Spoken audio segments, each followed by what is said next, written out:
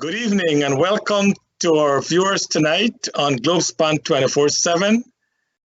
We are thankful that you're back with us, and we want to thank, of course, Nohar Singh for making this platform available, to Devin Bisu, our technical specialist, and of course also our sponsors for making this program possible as well. We want to thank you, our audience, for joining us today. As you would have seen in our advertisement, we were supposed to have today Mr. Aubrey Norton, who is also running for leadership of the PNC, but Dr. Rose will fill you in with that when he comes on. In short notice, Dr. Van West Charles was gracious enough to come back on the program tonight so we can continue some questions for him as he seeks the leadership of the PNC. So Dr. Charles, welcome back again to the program tonight. All right, and Dr. Rose, welcome again. And Dr. Van West Charles, thank you for taking such a short notice to be on our program as well. Thank you very much. You're welcome, Asquith. All right, Dr. Charles, you know, as our audience know, that you are running for the leadership of the PNC, which from all indication, it should be sometime in December. Has a date been fixed for the election? Yes, I think the date is the 11th of December. Okay, just before my birthday. I am the 16th, so. But Dr. Charles, now that Mr. Harman, the opposition leader, has thrown his hat in the ring, do you think you have still a good chance of winning the election? Well, yeah, well, let me say to you that the process is as follows. Having made the decision for the Congress, the Secretariat sends out a notice inviting about the Congress, and then a notice will soon go out calling for nominations. So everyone has got to receive nominations from different groupings, different groups across the country. And the nominations should come in for leader, chairman, 2 vice chairpersons, a treasurer, and 15 members of the elected members of the Central Executive Committee.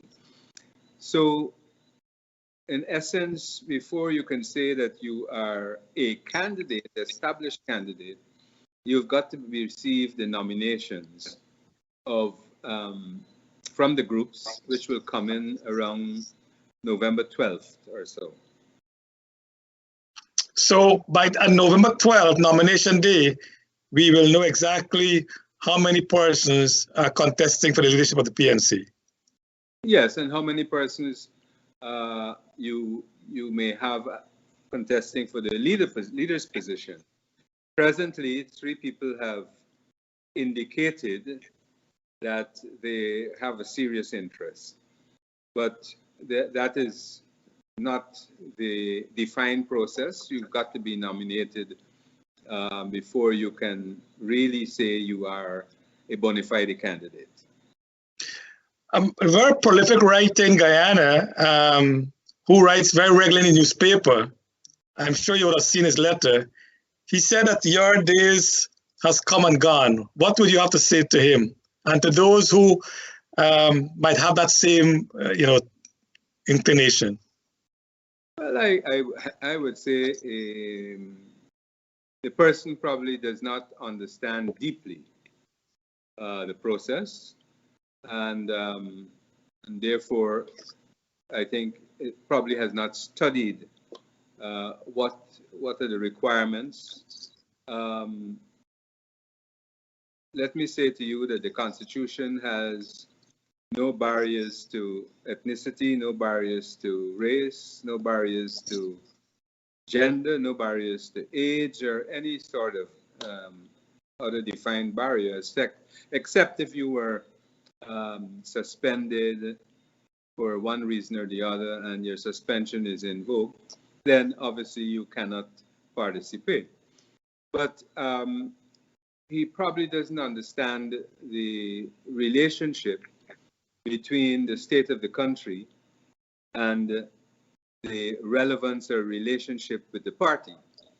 And so one has to examine what is the remit, what are the requirements to ensure that the party can be robust in its actions, and therefore how the perspective of the candidates, the attributes of the candidates will align themselves with the requirements for the party to be a robust performer, robust that will represent the needs and the requirements of the masses. Do you know Mr. G.K. Lal personally? I know him. I've spoken to him. He's a member of my church. I'm a Roman Catholic. I think he's a Roman Catholic. But we haven't had the in-depth discussions that you would probably point to with respect to the needs of the party. So he wrote that letter without having an in-depth knowledge of you personally and what your vision are for the country should you be the leader of the PNC. Well, he may be making a first brush, and I'm always open to speak so that one's knowledge can be deepened and their understanding and their contextual understanding or contextual requirements to give a more informed decision. Because, you know, Dr. Charles, he's a very prolific writer. So you have him on your side, you think that's an added bonus. The society, I would say there are many writers, but at the end of the day, we have to, not everyone is fully informed.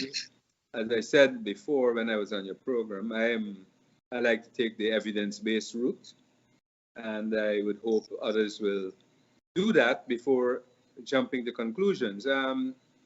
In this race, some people, because of historical relationships with one candidate or the other, may have committed themselves without even listening to all of the candidates, because as I said to you, other candidates may emerge. And therefore, I would suggest, or it is recommended, that to make the right choice, members, voters, delegates, should give themselves the opportunity to have a good understanding as to where the candidates are aligned and what their contribution can make with respect to the party. And I see, Dr. Charles, so far, and as you said, others might throw their hat in the ring. So far, those who have declared their intention to, you know, contest the position of party leader, 3 males. What happened to the females in the party? Well, I don't know whether they, which is something that one should be concerned about, the male dominance.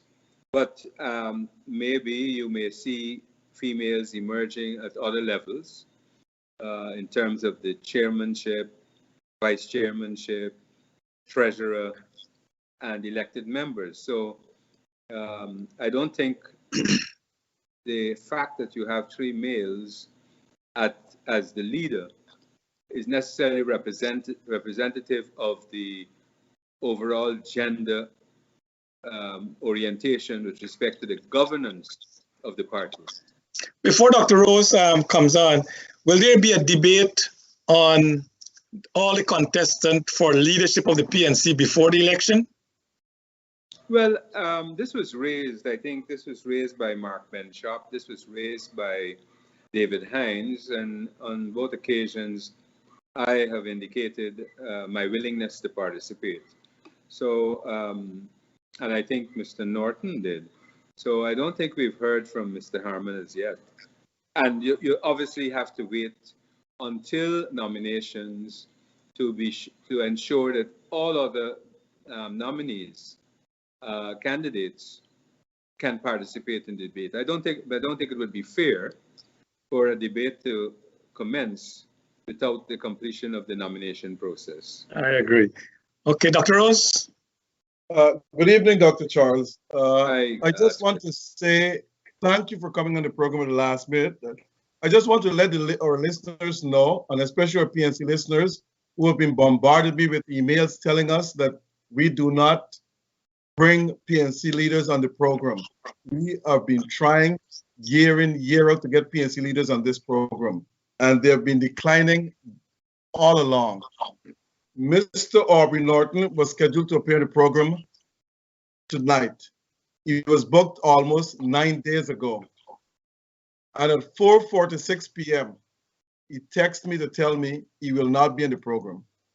Since then, I tried endlessly to call him. I called him for over an hour before I got him on the phone. He had the courtesy to call and let me know something. So eventually, when I got him on the phone, he told me that he does not have internet. I said, can you go to a friend or something? He said, no, he's not going to do that. He's going to some office and he'll call me back in a half hour. I said, that will be too late. But let me say something. Mr. Norton came on this program once. And with the exception of you, Dr. Charles, who are now twice on this program, Mr. Basil Williams and Ms. Valda Lawrence, no other PNC leader has ever come on this program. I've booked them and they canceled out on me last minute. So I'm saying to all the PNC listeners, please do not text me or call to say why we're not having your leaders on the program. Go and tell your leaders to come on the program. Now, Mr. Norton is a candidate, and Mr. Norton should know where professionalism stands.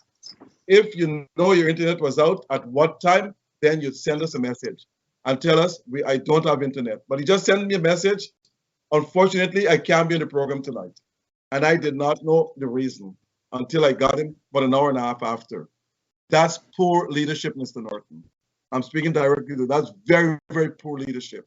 And if you're going to lead the PNC party with that type of leadership, then the PNC party will be where it is today. And that is the opposition. We need progressive leaders, people who are highly professional to lead the party into the future. And not going back to yesteryear or behave as though we don't have, the party don't have a future. Having said that, Mr. Van West Charles, at the last minute, decided to come on. He had a meeting scheduled for 7:30 tonight, and I asked him to cancel the meeting, which he did. And for that, Dr. Van West Charles, I want to thank you, and I will ask all those who are there to support your candidacy, because you're a principled person, and I strongly believe that you're going to make a big inroad into the party. Now, my question to you tonight, Dr. Van West Charles, what vision you have for the party in terms of unity, and by extension, the country, should you win the leadership? Well, let me say to you that unity at the level of the party and at the level of the coalition, because I still believe coalition politics is very relevant, is very critical. And also, I believe that without unity at the level of the country, we are not going to go forward in a sustainable manner. So, first of all, let me say to you that I do not subscribe to a slate in the elections of the party, because I believe that having a slate is the birthing of factions in the party. My history working at both nationally and internationally, I've had to meet people of different cultures, different ages, gender, etc., different orientations, and I've had to work and provide the leadership to build a team so that we can address the issues affecting the organization that we are working towards. So I believe that that is one of the important aspects. We have to create the space in the organization to allow difference to be made manifest and have a discussion on it and welcome the difference. The voices of difference, we must have a high level of tolerance. You know, we can't have a culture, when I differ from you, I become your enemy. That cannot build, that cannot grow. I think also what I would want to do from a leadership standpoint, and because it's so relevant to our national development, commence a serious discussion on economics in the party, first of all, and having clarity with respect to some of the issues people may have. There may be some insecurities, some idiosyncrasies, but one has to create the environment to understand these expressions, these sometimes misconceived positions with respect to race. And I think that open discussion becomes critical. I want to say to you, though, this is not a point discussion. This has to be a process. Likewise, at the level of the nation, what is our motto, one people, one nation, one destiny, really guides us to say, let us find the pathway. And so we have got to get away from the point of just repeating these words, but have a construct that allows us to walk to the path by which we can construct the one people, one nation, one destiny. At the national level, likewise, it is going to be even more complex for us to have the discussion in the villages, in the regions, etc., to hear where are the conceived positions and the insecurities with respect to race, with respect to the power, the distribution of economics, etc. So we have to do that.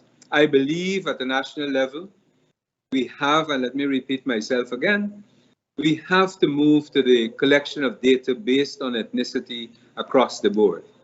Because in so doing, we are going to be able to discover the inequities among the ethnicities and be able to channel the resources to address those issues.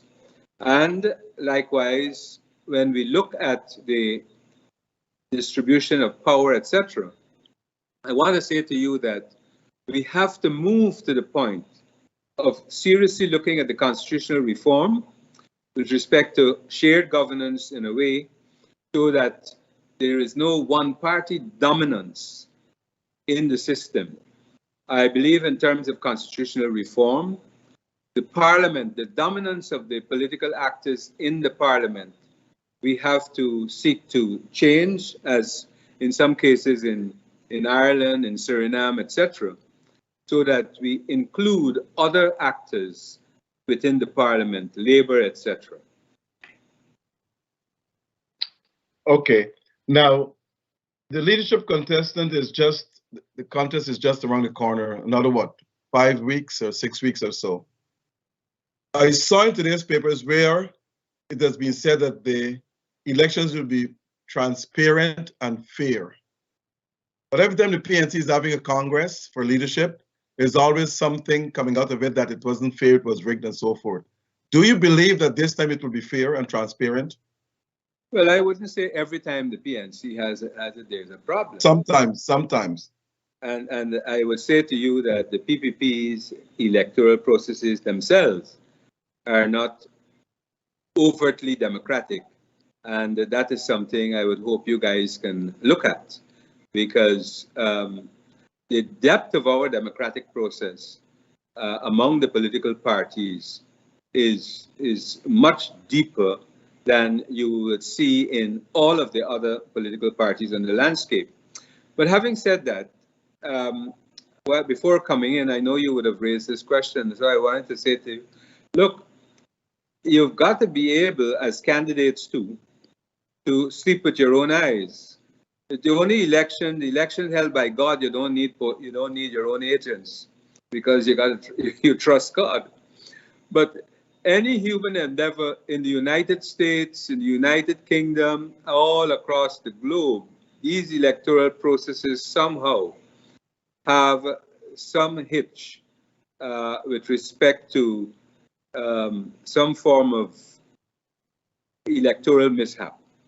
Either double voting, either misrepresentation, someone tries to corrupt the process.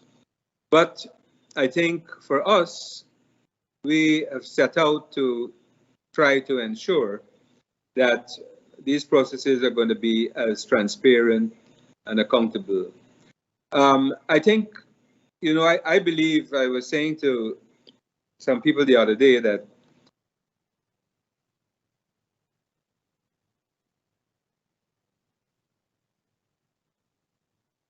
try to dig down deeper so that people can understand it, because in many ways one has to be very careful of your association not to demonstrate bias, even if you are when you hold certain positions, even as you hold those positions and you may favor a candidate.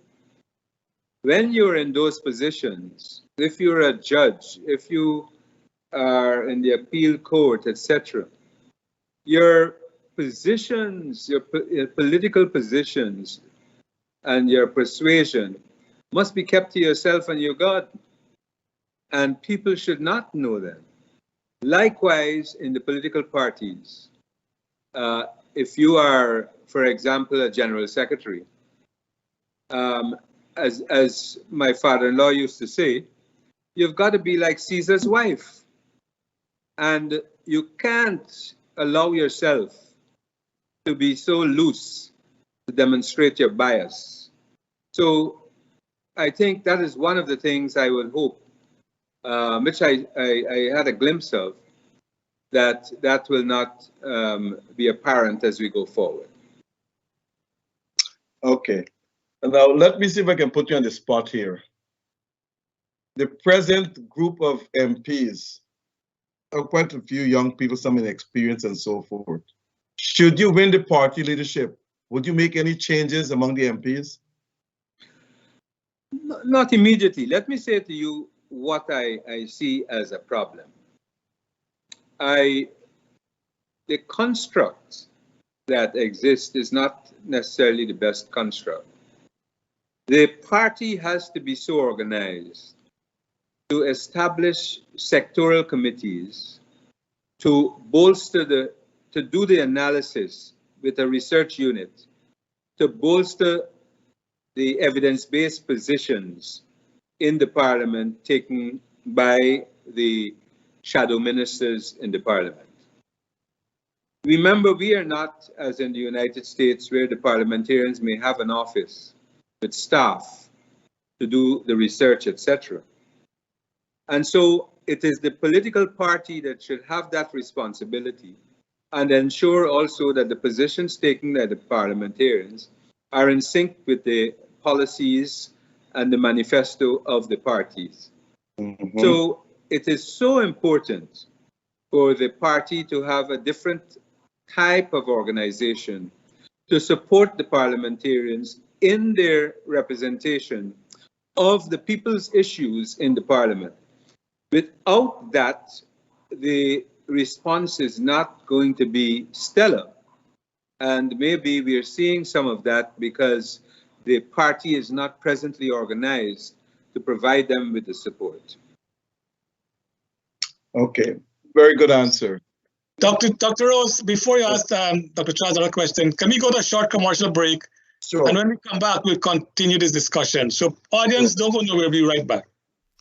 Are you missing homemade food, snacks, drinks, roti and curries, or have a busy schedule? Then get your favorite curries and roti delivered directly to your home with all from one supplier. Come order your duck, goat, or chicken, fully cooked and ready to eat with dal puri or bus up shut. We also now have chicken tikka masala or lamb vindaloo available with regular naan or garlic naan. Don't forget to add your solo, icy, coconut water, or Nestle drinks to these delicious meals. Select your choice, and load your box and let allfromonesupplier.com deliver directly to your home. All From One Supplier has you covered for all your food. Plus if you need pepper sauce, curry powders, fish, meat, ghee, and so much more. We also have tasty pastries like pine tarts, cheese rolls, currants rolls, coconut rolls and so much more.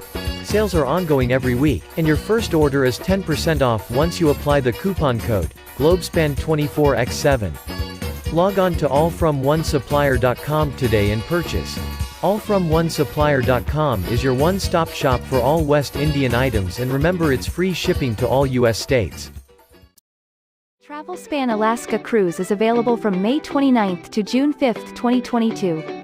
Enjoy an unbelievable experience with a 7-night multi-glacier cruise. Travel through a beautiful land on a world-class ship and visit the famous Alaskan glaciers up close. This cruise departs from Vancouver and enjoy a tour to several different ports. At the end, you will also have an opportunity for a city tour. Call Travelspan today to book your trip, with affordable payment plans available. In New York, call 212-243-0865. Georgetown, call 227-1701. Berbice, call 337-4287. Trinidad, call 645-1604. Travel plans? Call Travelspan, serving you for 27+ years. Folks, the Nest Restaurant is the place to dine for Guyanese and Caribbean dishes. It is the best restaurant in Queens, the staff is courteous, and Dave the owner is always there to welcome you. So for a memorable dining experience, visit the Nest Restaurant located at 12717 101 Avenue, South Richmond Hill. Go and make a reservation today, or takeout, call 718-847-4035. Welcome back to our audience as we continue our discussion on party politics, leadership, and the PNC vision for Guyana. As we mentioned earlier, we were supposed to have today Mr. Aubrey Norton, but at the last moment he canceled the appointment, and we want to thank Dr. Van West Charles for short notice to being on the program tonight. Dr. Charles, you mentioned that the lists divide people in running for election. I totally agree with you. Will you lead the call to scrap the current list system in electing our national leaders, and we have a constituent system where we elect each member of parliament by constituent? Well, we've come out of a constituency system which showed a problem in terms of the expression of the popular vote. So that creates a problem. I believe that what we need to probably consider is a mixed system, such as in Germany, etc., whereby you combine. Right now, we have a combined system at the local government. The local government system is a constituency-based system, but I think it needs to be bolstered. And one of the problems we have in it is the level of participation at the local government, which is constituency-based, is too low. So we have to inform people that they can understand at the local level, the power is really in the hands of the citizens within that local area, and that the participation really needs to be very high. And this is where you see the coming together of common interests of both parties, of all parties, I should say, looking at development within that geographical space. Because, when you consider issues with respect to development, one may be surprised that there are more commonalities in some of these geographical areas than differences. And so you can see an expression of shared governance in itself at the local level. So I think the sad part of it is the low level of participation. But at the parliamentary level, I am very interested in looking at and making some adjustment at in terms of the political dominance in the parliament, the actors of the political dominance, and including other social actors, so that they bring another level of richness to the debate and the discussions with respect to the direction of the country. If you took oil and gas, for example, you see what is happening, the dominance in terms of the PPP and the movement of resources. But there are other actors in the society that have a direct relationship to oil and gas, but their voices are on the periphery. You see Glenn Lal, he has an interest. You see Christopher Ram, he has an interest in the labor, etc. And therefore, you need to have those other voices making a contribution to the debate so that the country itself has a level of certainty in terms of where it goes with respect to the sustainable development track.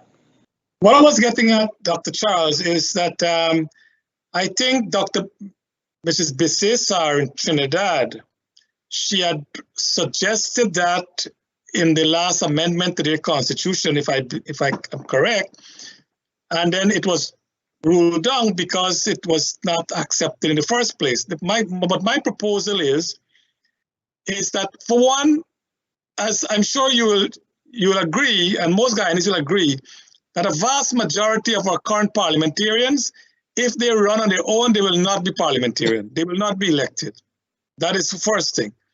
Secondly, I'm of the opinion that we have too many parliamentarians with a small population. My recommendation would have been that for every 50,000 Guyanese, men, women, and children, not voters, but Guyanese, have one representative in the parliament. With 750,000 Guyanese, we'll have what?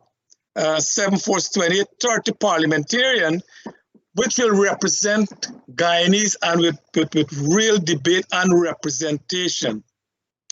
My point is that one second. You've got to look at the population distribution and the population density in the areas. So it may be good if you had the population all together in one area, not too distant and so forth.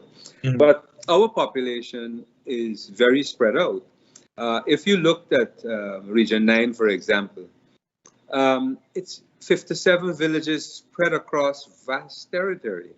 Yeah. So, and if you look even on the coast, as you go in deeper, the population is very heavily, it's distributed in large geographical space. So you want to be sure that people are having a representation all the time and that their voices are heard. Now, I believe that the state should come to a point of providing parliamentarians with support so that they can actually do the work that they should be doing to represent the interests of the people, so that in each geographical space, parliamentarians should be required to have a calendar that everyone knows that they are going to be in the office at this time or that time, etc. The system of recall and the role of the citizen in recall, I think we need to probably look at. So I think whilst you may have your position, Charles, which may be having a lot of assumptions, in these things we have to, I wouldn't know whether if they went out and they can win or not. So it's not evidence-based. Yeah. But, okay. And I wouldn't want to make a judgment on that at this stage. Yeah. But okay. I think most important is, what is the level of representation that the people would have in these different fora? That is the critical thing, because many of our people, especially our young people, are unable to navigate the system of government so that they can access services. And the parliamentarians should have offices across to help people to do that, to represent them in more ways than one. But the way we are structured now, I think there's a difficulty in the connectedness between the parliamentarians and our people. And that is what I was coming to, Dr. Charles. I'm sorry cutting you off, but my math was wrong as well. It is 50,000. There will only be 15 parliamentarian. At 50, no, but But your point is taken that if, because of geographic location or people, maybe 25,000 Guyanese might have one representative, then we'll have 30 parliamentarian. But what I'm trying to get at is that, and it's exactly what you're saying, is that for the person to win that seat, they must win 51% of the vote or over 50%. So if we have 5 candidates and they each win, a small amount of vote, no one gets 50%, then there'll be a runoff. Well, so the people in that constituent will have their real representative to go to parliament. Well, I think you need to study the local government system also, because the overlay of the national to the regional and the local government system, I think we need to look at that carefully to be sure that we understand how the system is integrated. But, I think a good measure, and we can't do it tonight, is to look at the infrastructure in education and health and see how they're spread out across the country, which tells you, in terms of those services by themselves, gives a good indicator why you need the political representation. The question we should ask is whether the people are having good representation from the parliament, from the parliamentary representatives in the parliament. Well, Dr. Charles, that's exactly the problem. They don't know who the representative is. You ask anyone who the representative is, they don't know. I think at least we can come to the point there is the local boundaries which exist. And if we want to clearly define, although you're going to still have the PR, and you clearly want to define a boundary by which you can say the parliamentarians should be in, then we can probably look at that. But I think we wouldn't want to have a situation as we saw initially in the country. And if we looked at the Caribbean, I remember it was St. Vincent, I think it was, that the opposition got about 46% of the vote and did not get a seat, or even in Barbados, as recent with Prime Minister Motley. Dr. Charles, the opposition got 1 seat when the expression of the total vote in support of that political entity was about 40-something%. So we've got to be careful with that, because that does not provide adequate representation of people's interests. No, but Dr. Charles, what you said is correct, except to say they have force past the post. So if 5 of us run for the election and the top person gets 30% of the vote, that person becomes the parliamentarian. And I'm saying no. They should not be the parliamentarian. The top 2 candidates go for a runoff, and then they decide who the parliamentarian is for that constituent. But that's a different discussion. We'll continue that. If you're elected the leader of the party and you become the president of Guyana, and you were to appoint state boards and members of the constitutional bodies, will your appointment be party loyalists or independent minds who will help you to build a fairer country? Well, I think you have to have a mix, because the parties are going to have manifestos, but you need to have a good mix of representation of the political actors, but other areas, because on these boards, you really require some specialist knowledge, especially on some of the technical boards, to guide the performance of the boards. Now, one of the things I think is important is that the members on these boards need to be informed with respect to the functions. For me, at the level of the PNCR, what I would hope to do is that all of the party's members, the proposal is, from my side, there's going to be an educational institute where the party members, all party members, are going to go through training in terms of their functions, either on the NDC, on the RDC, and Parliament, or on boards. So they become very clear that they know and understand how to function either as an NDC councillor, as an RDC councillor, or as a parliamentarian, or as a board member. Now, So how you marry that with a process that throws people up a democratic process.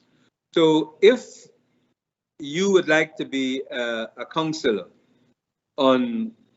No, I'm talking about boards, Dr. Charles. I'm talking about boards and constitutional bodies. I'm telling you all. No, the councillor is a political decision. They go constituency. No. But remember, it's a political decision, but their function is a representative function, representative of people's interests. So I know that.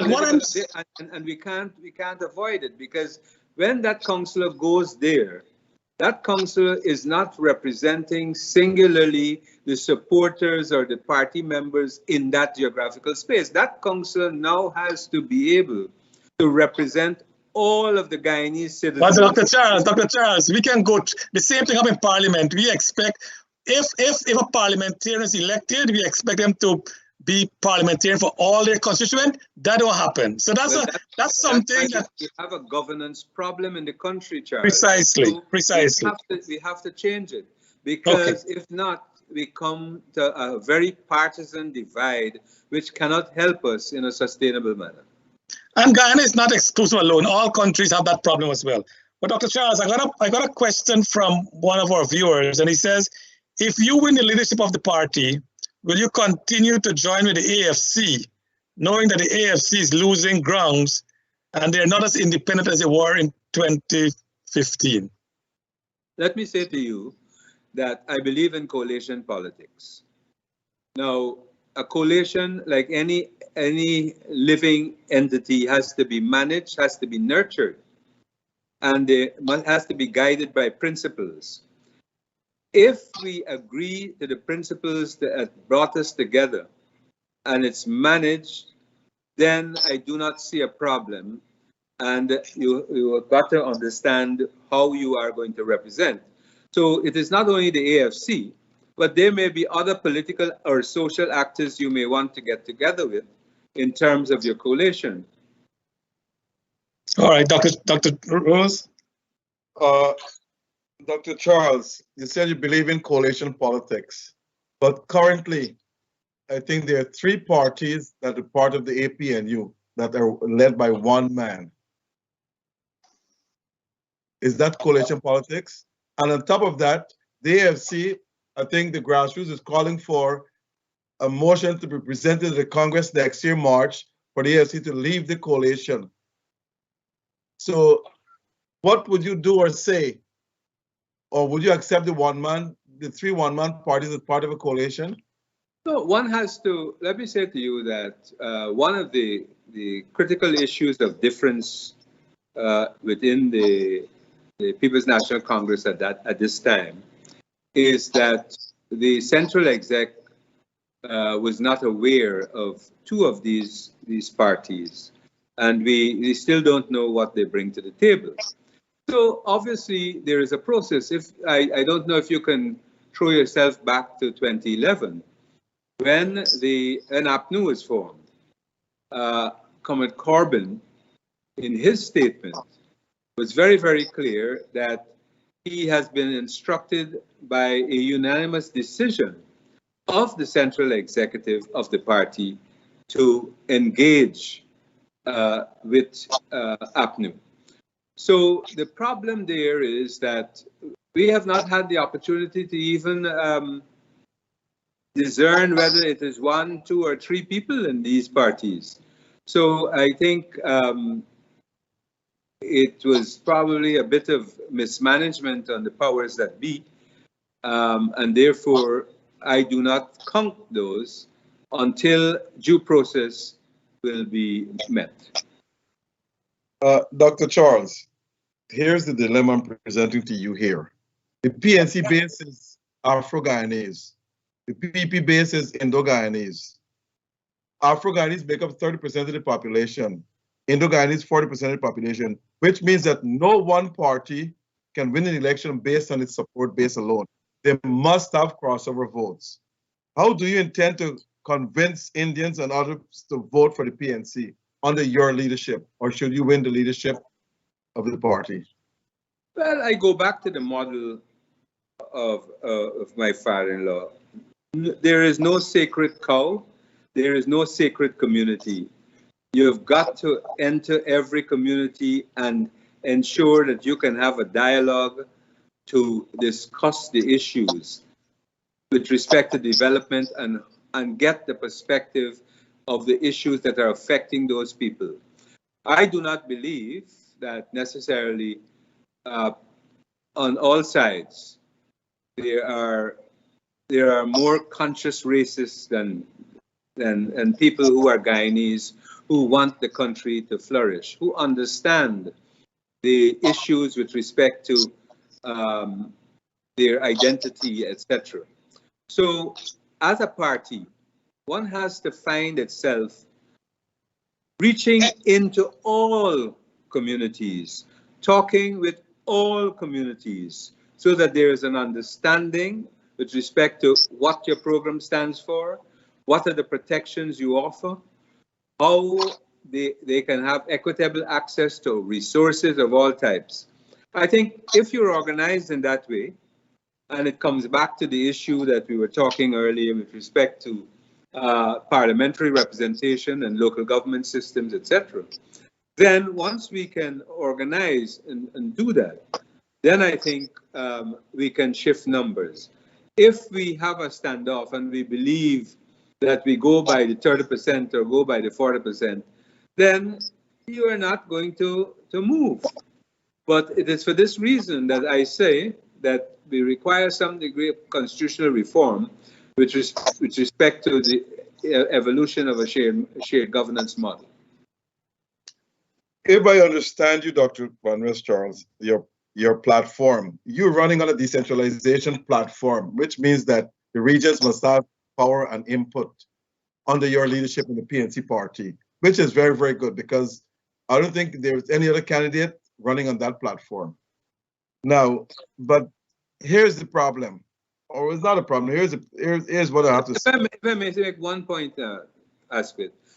The constitution of the PNC speaks to a decentralization.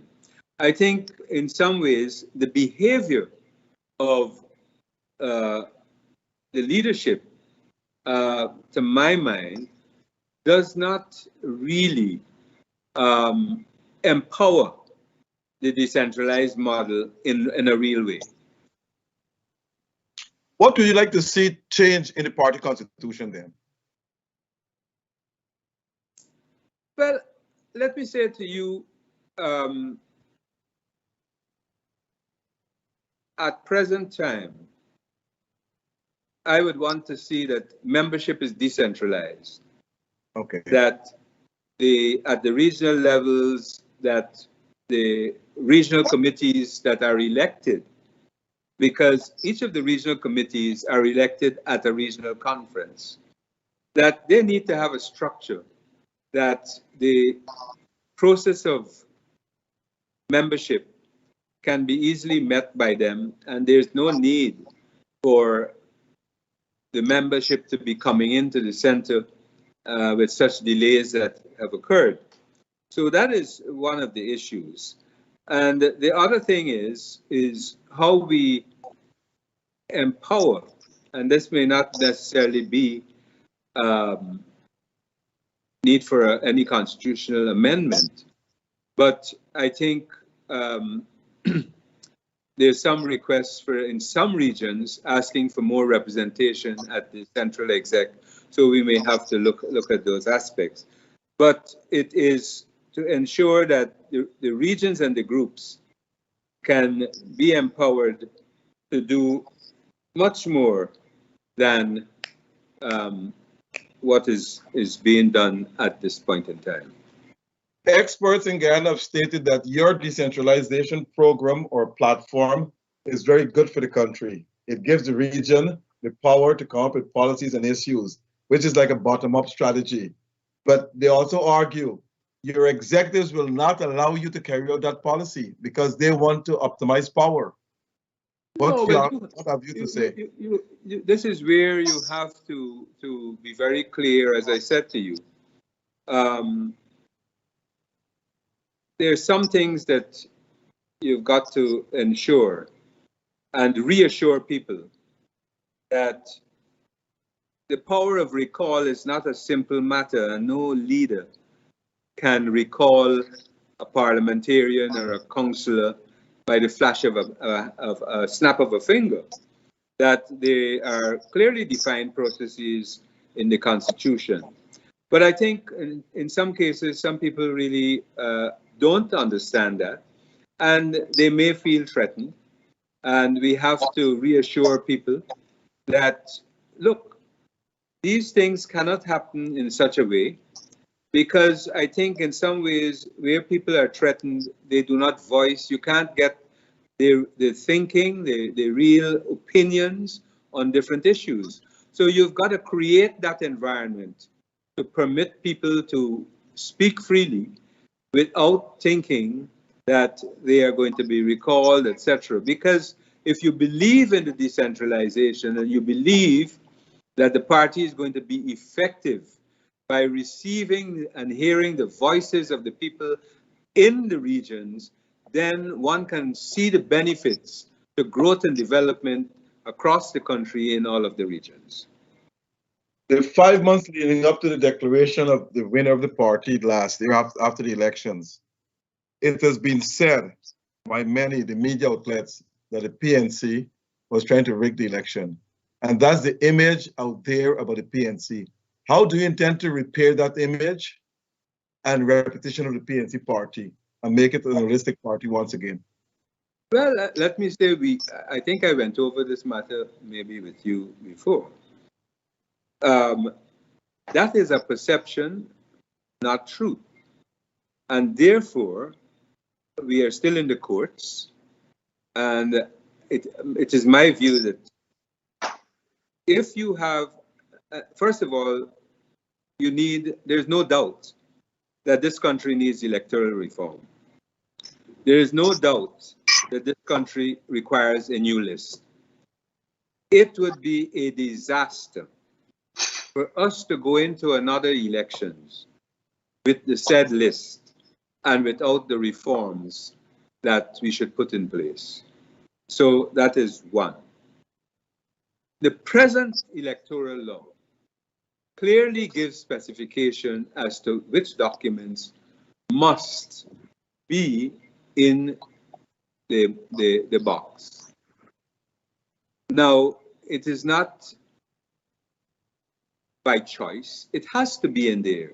So when these documents are not in the box, there is a conclusion one comes to in terms of what has gone on in the box. So there are many misconceptions by people who may want to say, oh, the books are missing, so don't worry with that.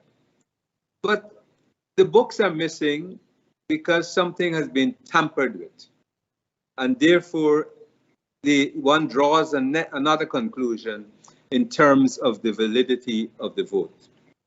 But having said that, we have, at the end of the day now, where we are on the road, to go forward, for us to have a new list, we have to have electoral reform and ensure that we can go forward, because there is so much ahead of us with respect to resources and the capacity for us to evolve into a modern country, that I think it's an imperative that electoral reform and a new list becomes a priority for every citizen of this country.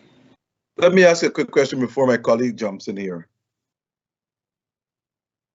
My colleague spoke about constituency voting and so forth, where one person should represent a constituency seat, which is happening in most parts of the world.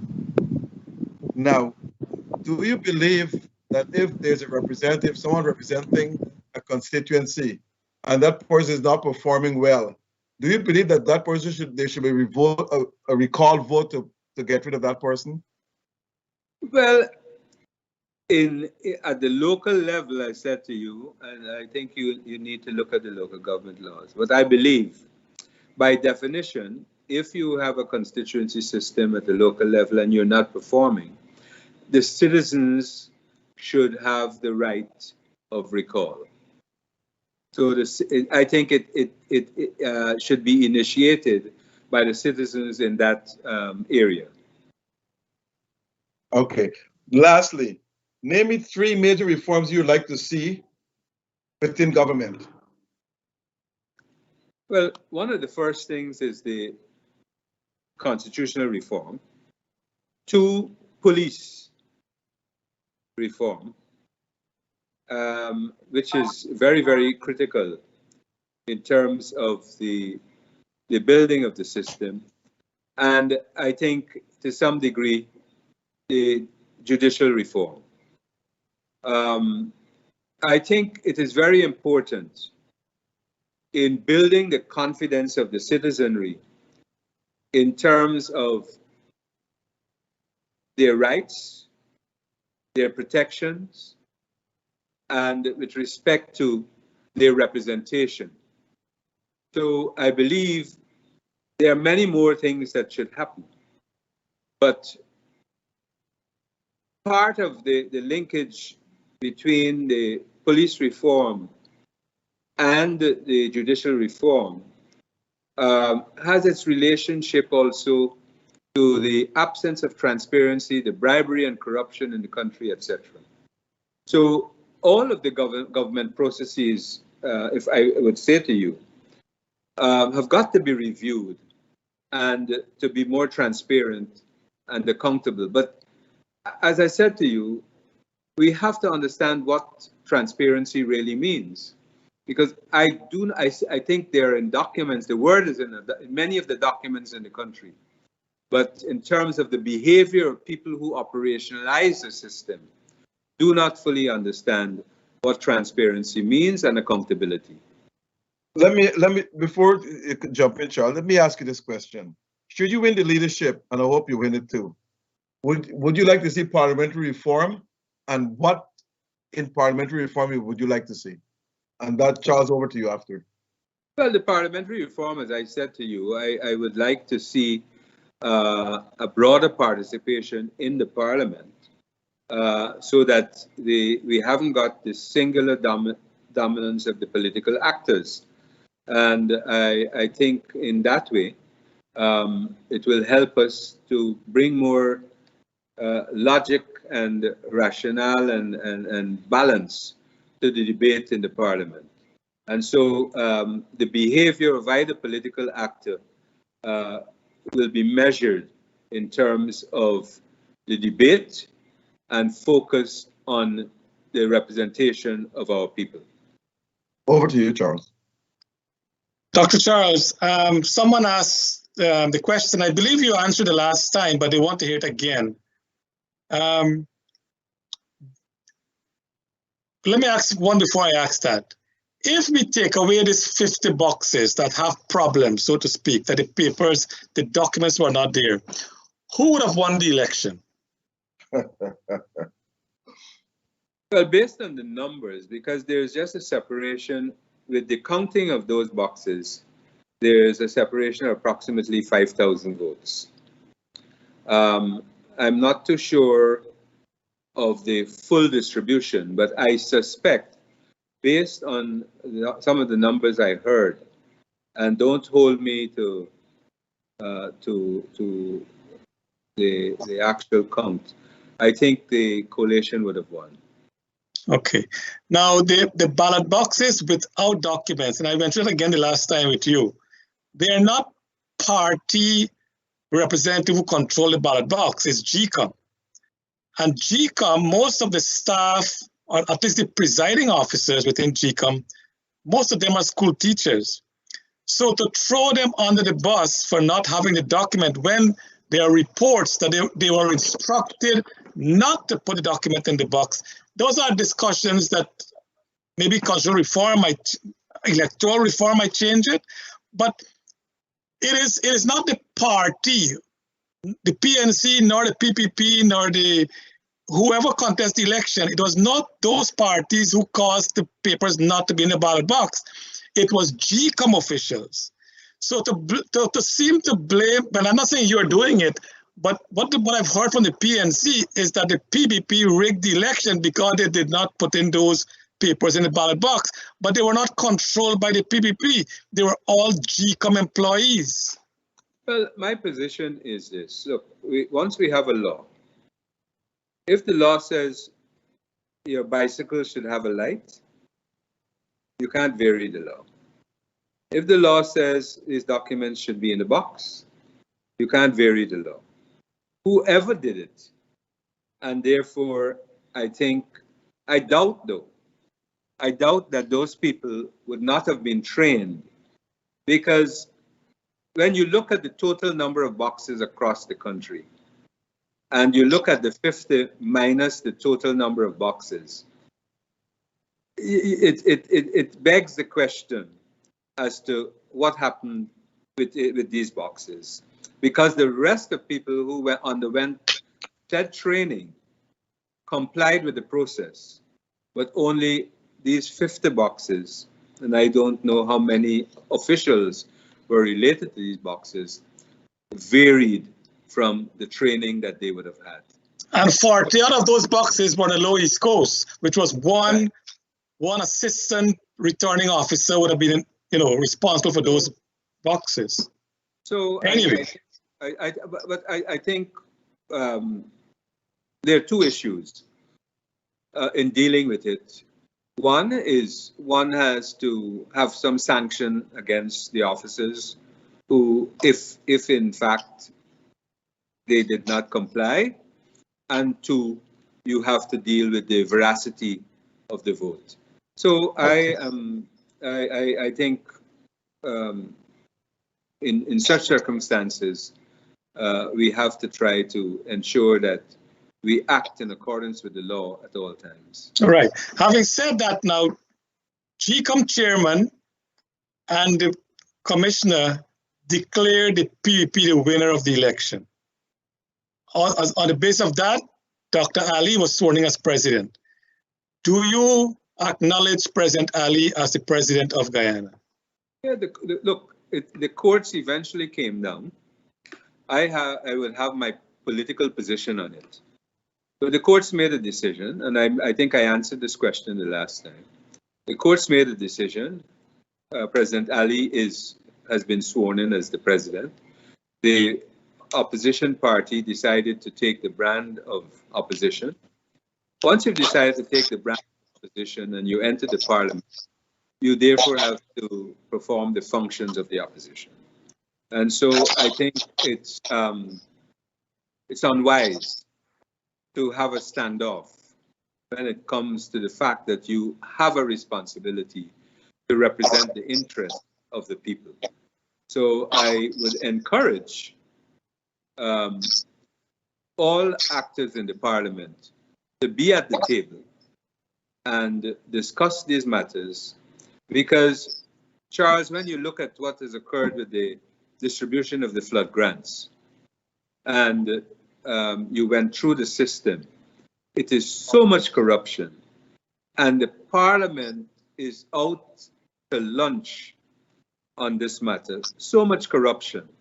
You've had, in the cases I heard, in some cases, you have farmers of all ethnic groups, but in some cases you have some data which I think Epadaji shared with me. Approximately 5,000 Afro-Guyanese farmers not getting access. You have Indian farmers who are planting kitchen gardens all wiped out and not getting anything.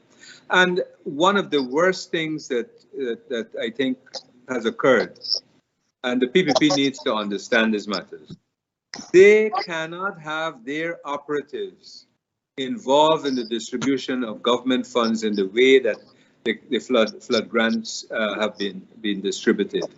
That's a recipe for disaster. It's a recipe for significant corruption which they are seeing, and therefore they need to desist from this thing all along and stop it, and ensure that people have access to equitable resources so that their lives can go on in a meaningful manner. And then we have less problems in the country. So good point, Dr. Charles. So what, having said that, I don't want to cut you, but having said that, if you are the president of Guyana, what would you have done after the flood? Look, flood relief, you're a member of FAO, you're a member of the UN, you're a member of a number of other agencies. There are methodologies available to you to bring more equity to the distribution of resources. I am not saying there may be a minimal percentage, very small, of attempts to corruption, but the agencies, ICA, FAO, all of these agencies they possess methodology which can guide us. The World Bank, the other multilateral institutions, but we must not try to reinvent the wheel when it already exists. So there's no need for us to get involved and we make a mess of things. And I don't think that some answers can be given if they were asked. In terms well, you're not answering my question. If you were the president, what would you have done after the flood? Yeah, I'm answering your question because first of all, as in COVID, I would not leave out any of the political actors in the process.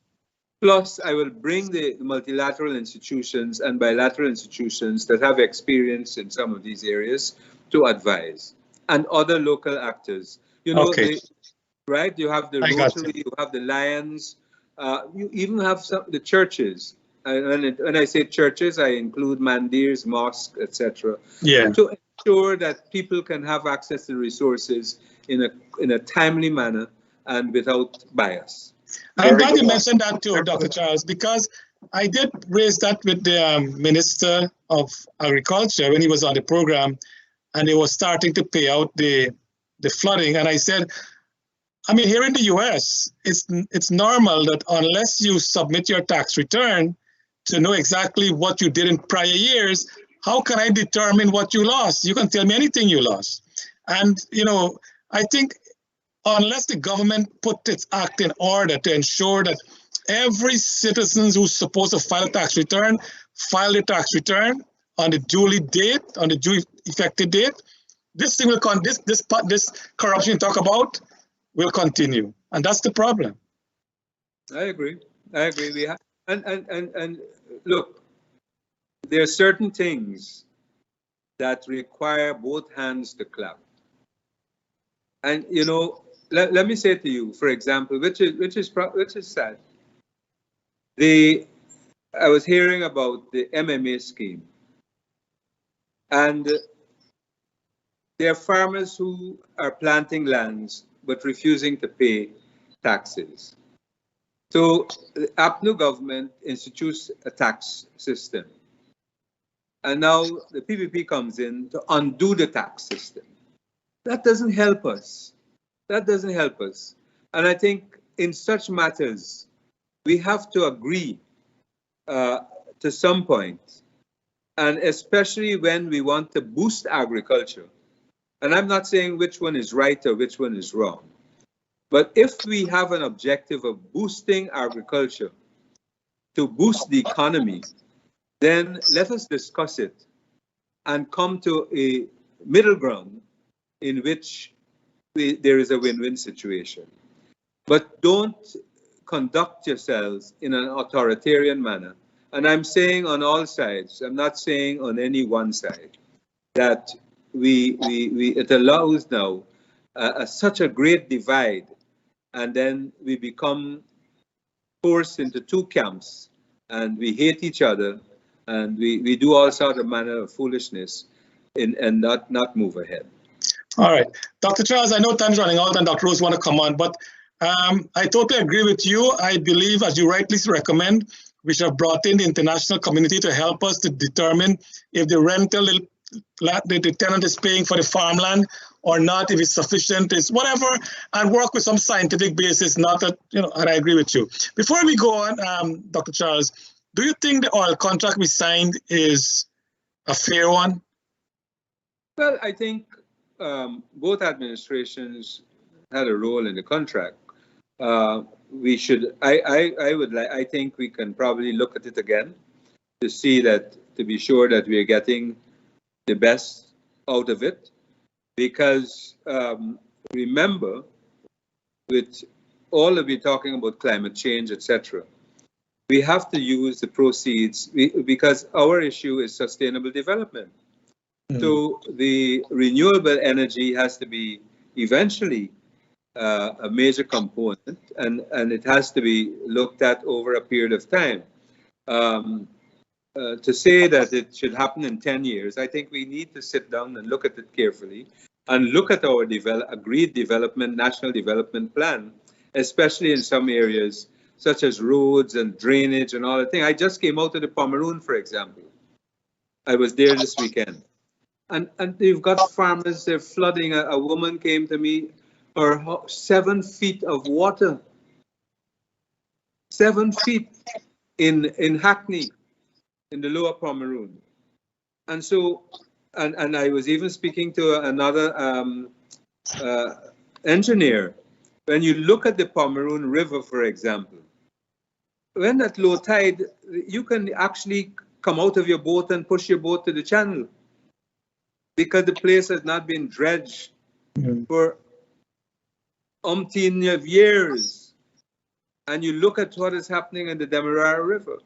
So we have to take these things seriously, and we have to look at how we are allocating the resources to make life easy so that people can create wealth in a much easier manner than to have these struggles too frequently, because life has been difficult in some of these areas. I know. So I get it, Dr. Charles, as Dr. Rose come on, is that if you're elected leader of the PNC, you will work with us Guyanese and the government to try to get a fairer deal in the oil contract. I get that. That's what you will work on. Certainly. Dr. Rose? Dr. Charles, as I promised, I'll give you the opportunity now to tell our listeners to distinguish 3 key elements of your platform and how they differ from the other candidates' platform. Well, let me say to you that there is no doubt that the party has to be re-engineered, and re-engineered in a sense to give us the leadership at all levels and the representation of all peoples at all levels. It has to do so at not only at the local government level, at the regional level, but at the parliamentary level.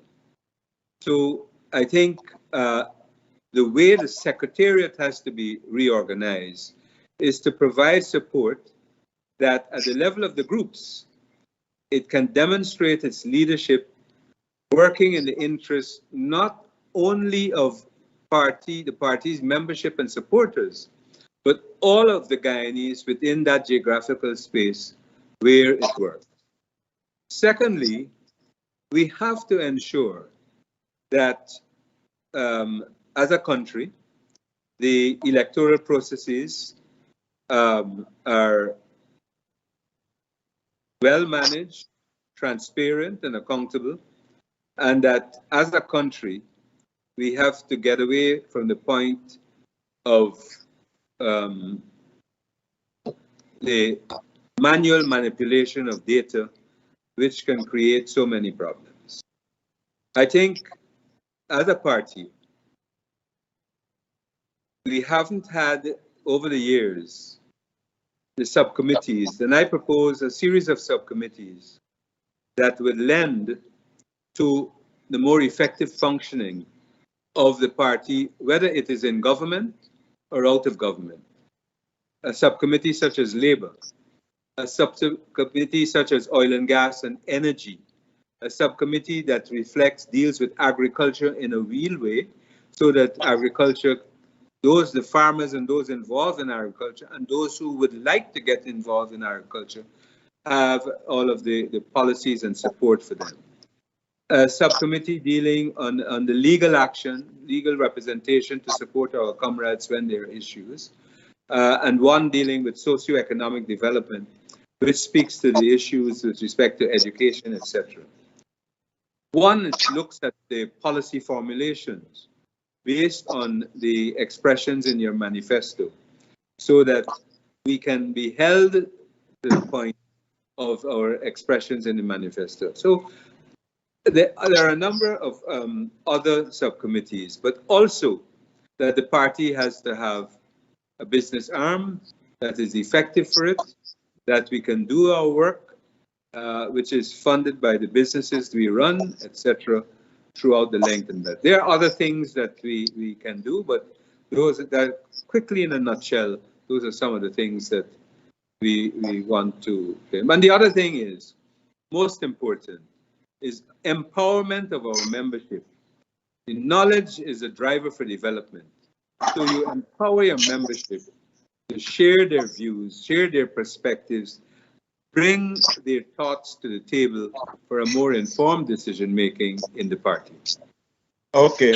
Now, in 2014, and another thing, though, that we cannot forget and must not forget, that when we look at the population in the country, the majority of our population is youth. And so we have to do everything to ensure that our young people can have a vision for themselves, can see that the policies of the party support their aspirations, support their development, so that they can become productive citizens and be able to take over the reins to run the country. Okay. In 2014, the PP instituted a program which gives $10,000 to each student going to school. So if parents have 5 children, they'll get $50,000. When APNU came into office, President Granger scrapped that. The PP won the election in 2020, and we instituted that again. This time they're giving $15,000 to each student and $4,000 for uniform, for a total of $19,000, which means that if parents have 5 children, they'll receive $95,000. Should you be elected leader of the PNC and go on to win the election in 2025, would you scrap that program? What I would do, let me say first of all what has to happen. All of the evidence points to the fact that nutrition is important for children, for learning. Professor Sally McGregor at the Tropical Metabolism Research Unit in Jamaica did quite a number of papers which points to this fact. I believe school nutritional program need to be instituted. I have seen in my experience across the Caribbean, in many cases you see young children coming to school from families. They're coming with their lunch boxes. But when you open those boxes, you may be surprised, and you can make an assessment of the impact in terms of the learning.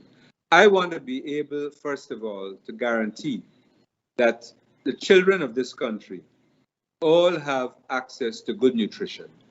Secondly, the assessments done in the system over the period. You know, we used to have a program called with UNICEF, the Healthy Schools Program, which was a joint program between the Ministry of Health and Ministry of Education.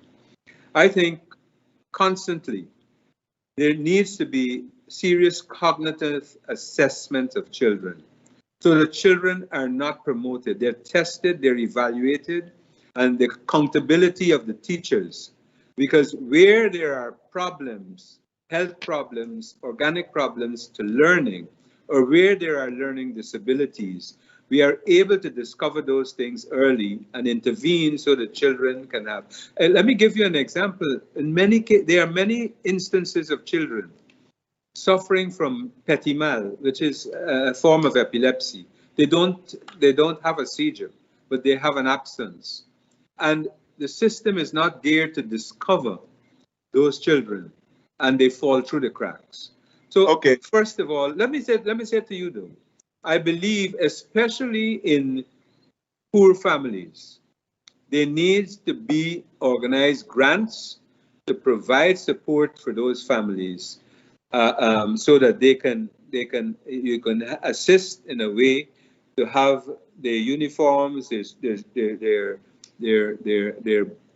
books and other things as an input for their learning. So I wouldn't scrap it, but I would add to these things to ensure that all of our children have access. Because one of the greatest things, even if they have those inputs, many of those inputs cannot support the extra lessons that those who are better off will have to spend money on, so that they can have some of the best performances at the exams. So that is an inequality which has to be addressed. So you will add to the program. That's very good.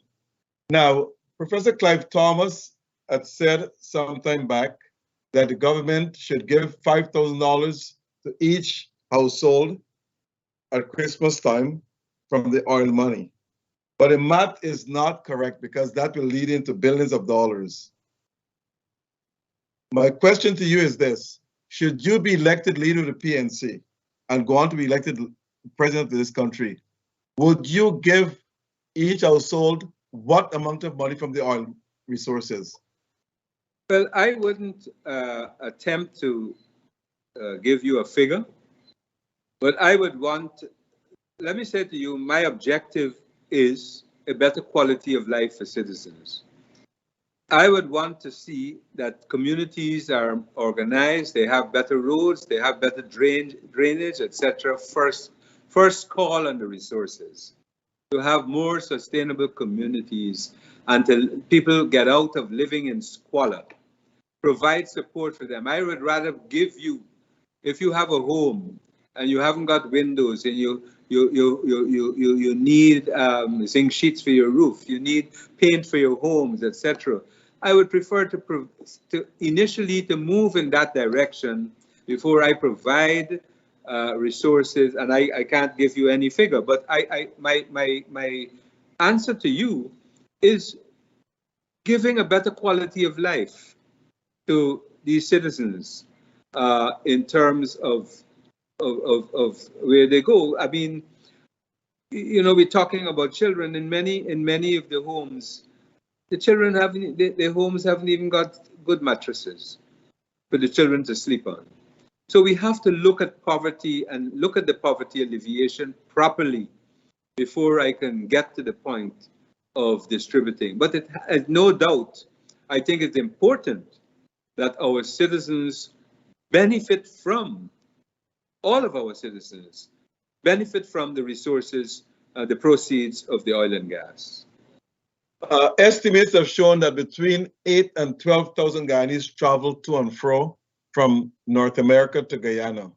And the airlines that are benefiting from that now are Caribbean Airlines, American Airlines, and I think Panamanian Airlines. Would you think it's possible, if you elected, to start up a new airline in Guyana? Yes, I would say yes. There is absolutely no reason with the resources that are coming and good management that we cannot have our own flag carrier. Gentlemen, we are coming to program time, and thank you, Dr. Charles. You know, this Thursday will be Diwali in Guyana, and I want to give you the opportunity to give your greetings to the Hindu community for Diwali. Thank you very much, Charles. I want to say, as you know, Diwali is a national holiday, and it is not only to the Hindu community, although it emanates out of the Hindu religion. All of us, as part of the amalgam that Paul Burnham spoke about, that we embrace Diwali, the Festival of Lights, and we celebrate and mark this event. I think it's a moment to help us as a people to reflect on who we are as part of the pathway of moving towards the one people. I think we are having some difficulty at this moment in terms of ethnic divisions.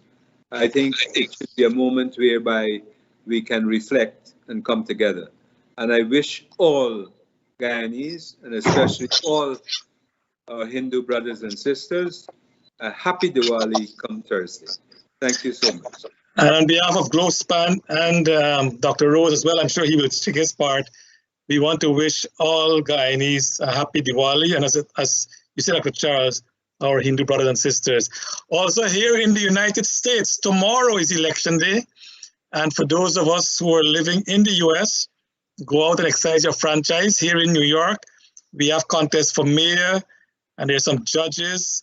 There's a Trinidadian judge, and she's running for one of the courts here. So I'm asking the viewers to support her. And of course, whatever other there to be done, tomorrow's election day, go out and exercise your franchise here in New York. Dr. Rose? And there are 2 Guyanese running for a city councilor position. Go and support them. We ask all our fellow brethren Guyanese. Thank you, Dr. Charles, for coming out to the last minute notice. I must thank you very much.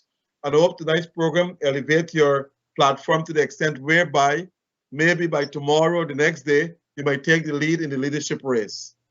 I'm hoping for that, and I think you will. Maybe I should come out together and help you campaign. Thank you for your support. I enjoyed the program. It's always good to discuss issues in Guyana, and also where the political party, my own party, is with respect to the development of the country. I want to thank you for the opportunity, and I look forward to talking with you anytime. And we want to thank you, Dr. Charles, for being with us, and we wish you all the best in the contest. And when you become the leader, we'll be glad to have you again, and so you can clearly state out your vision for the PNC, and then hopefully as the president of Guyana. So good luck to you, sir. You can hold me to that. Thank you, sir. And to all our viewers out there, we want to thank you so much. Dr. Rose, thank you for being part of my team tonight.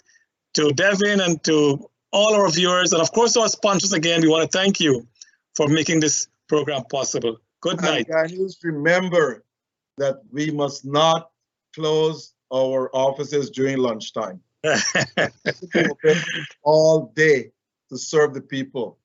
The Wi-Fi, it's terrible in Guyana. It's about time action be taken against the companies to make sure that the Wi-Fi is very well advanced in the country. Because without proper communication, you cannot have development. All right, so good night to our viewers, and God bless you. God bless our great country, and happy Diwali to all of our Hindu brothers and sisters.